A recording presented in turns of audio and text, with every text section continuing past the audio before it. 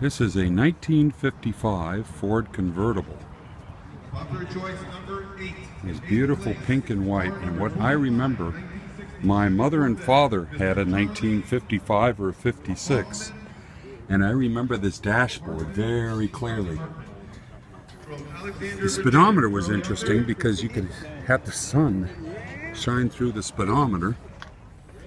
I remember that as a feature, and I also remember those three circular, the clock, the radio, and the air conditioning, except it wasn't air conditioning back then. I remember this dashboard very well in my father's car. They bought it in 1955 or 56, and they had it until 1968 when Dad bought a Carmen Ghia to use as his commuter car. The family story was that he told the person who bought the car, don't take the top down, because if you do, it'll tear all up. Naturally, the guy took the top down and it tore all up. These were just canvas. They weren't quite as rugged as convertible tops made today. Now his didn't have this big tire in the back.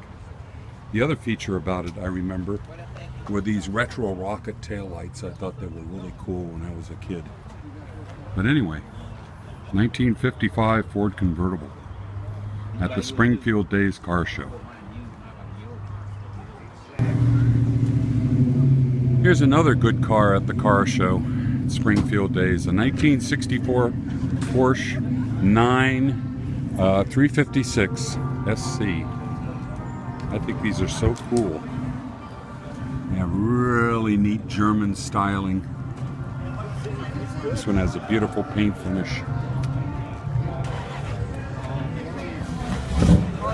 They weren't enormously fast, but what they were was they had an engine that made you think you were going a whole lot faster than you were going.